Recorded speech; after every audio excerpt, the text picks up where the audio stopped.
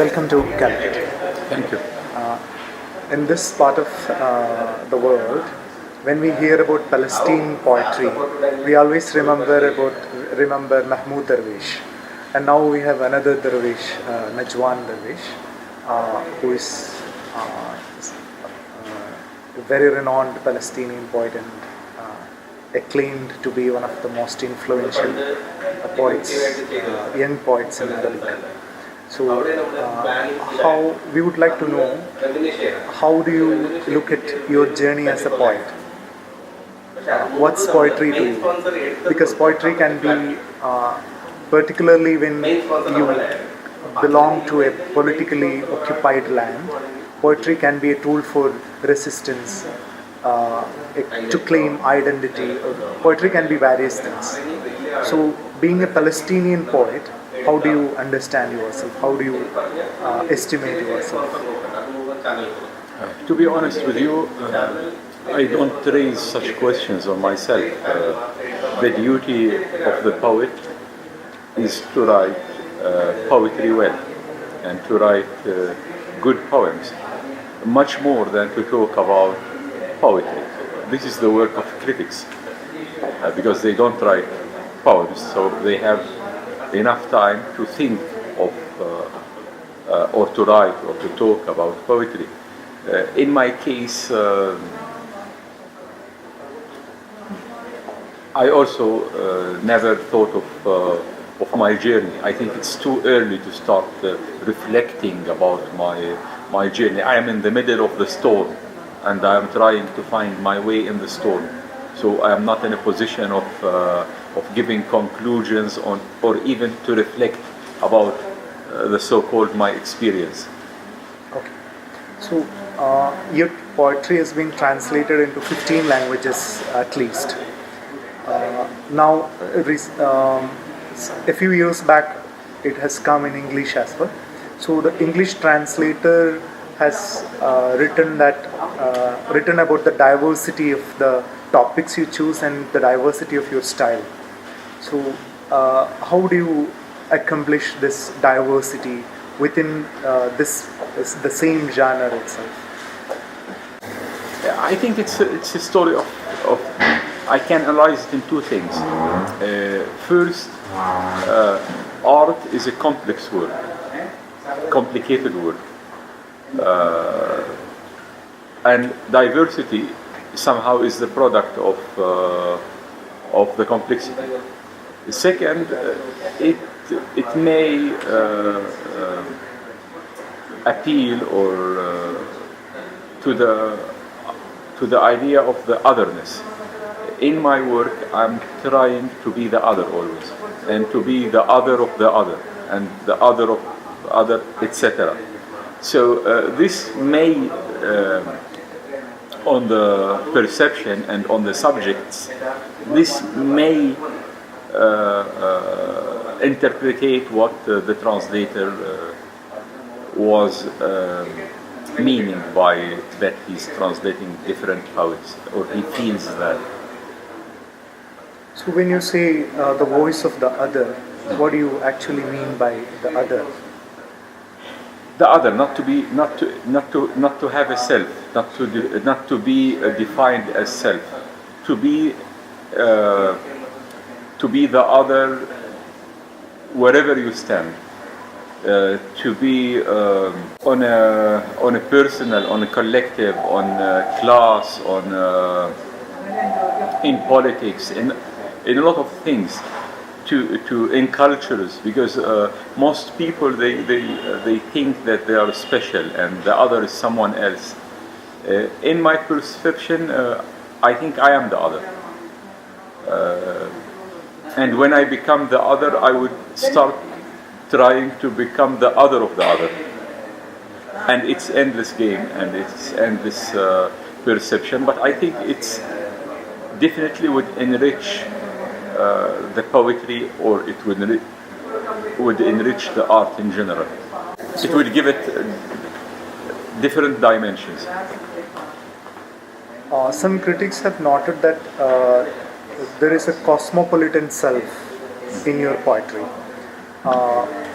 you are a Palestinian, but at the same time you also talk about other identities and other even ethnic or national identities.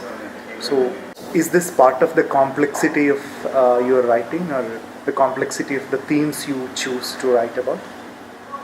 Anyway, my work in general is an autobiographical work. I am not a cultural poet. Of course, I do my homework, I read, I make my research, but my reflections, they are the reflections of my very personal life. And I am living these things. The identities I am writing about, I do belong to them. I don't write about something I don't belong to. So it's not a cultural fantasy as much as it is life experience. And also a heritage. Don't forget that I belong to a country and a culture which has a huge, I would say, I wouldn't say huge contribution, I would say it's a place which is great mixes were happening through the Arabic identity and through the Palestinian identity. And the place I belong to, which is Jerusalem, it's also a place of different faiths and different ethnicities and different histories. And, so this is very much belong to my personal experience. So you have told that you are not raising political questions explicitly in your poetry, but at the same time, we don't. We would never. What I'm saying, all what we are saying is political stand. Whatever we do is political. The only thing that political poetry has a bad reputation as being propaganda or being writing with agenda, but I wouldn't say my work is not political. I am proud to be a political poet if I am. But my approach of doing my politics in poetry is never the Soviet way. I understand. So I know you are part of the Palestinian Literature Festival, and we particularly like the slogan, "The power of culture over the culture of power." So how important is literature for Palestine, for the cause of Palestine? Literature is important for all causes. Any cause needs its narrative and needs its voice and needs its literature. Palestine is a major cause in the world for different reasons. We won't go in them now. The slogan you use now, it's not, we use it as slogan, but it's a sentence by a Palestinian thinker, Edward Said, who has some great influence on this festival. So my question was, as a means of resistance or empowerment, art and literature can be used, or is it being reused? They can, of course. We can't deny that, and they should be used. Not they only can, they should be used. We should implement literature and art and language in general in any cause. It's a tool of defending life. So, in the session at KLF, Kerala Literature Festival, you expressed your opinion about the influence of Indians in Gulf countries. Yes. So, would you like to talk about it? In my opinion, Arabs and Indians, they do have a history belong probably to thousands of years. The modern history, I am not very happy about it, and I am not very proud about it. I'm expecting a better relation with India and with Indian people, and I would say it frankly, I also expect better treatment for Indian, especially Indian workers in the Gulf. I think this is one of the things which hurts me about the Gulf, the bad treatments of workers, and our Indian brothers are among that. And I think literature has to do something in that. For this reason, I am interested in translating Indian literatures into Arabic, mainly so our readers would perceive the Indian human with all his dimensions, not just to analyze him like he's a worker or no. You should see the whole human, the whole civilization in this man or woman. So this translation project has already started? No, I'm doing this through my work as a cultural editor of one of the major Arabic daily newspapers. We publish Indian authors from time to time. We translate their texts and we publish it. And this is ongoing process. I am keep doing it, and I hope to work more on that in the future and to bring different Indian authors into Arabic language from Kerala and from other languages of India. So you mentioned about the relationship between India and the Arab world. Yes. So since you are in India and we and politically we are through a right-wing governance right now, but at the same time India has a tradition of supporting Palestinian cause. So I don't see what his name, the so-called Prime Minister. What is his name? Narendra Modi. I never remember his name. I don't think he represents India. Okay. The most ugly picture I saw in 2018 was his picture with the Israeli criminal Netanyahu on the beach.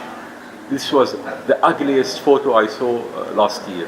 But I don't see him as a representative of the Indian nation or of the Indian people. It happened in many places in the world that politicians do not represent their people, and I think he's one of them. In spite of being a democracy, it happens. And it worries us that the relationship between Palestine and India is getting, decayed, and the ties with Israel is getting stronger. I think it's a gangster relations. Israel for me is not a country. Israel is a criminal, is a company run by gangsters, but not the kind of good gangsters like Don Corleone in the movie. I think it's kind of cheap gangsters like Netanyahu and Lieberman, and hopefully they're gonna take this company into bankrupt. I'm always differentiate between nations and some moments when there is corrupt politicians and stupid politicians. It happened that they would represent a nation for a few years, and I hope these years wouldn't be so long for our brothers and sisters in India. You come from Jerusalem.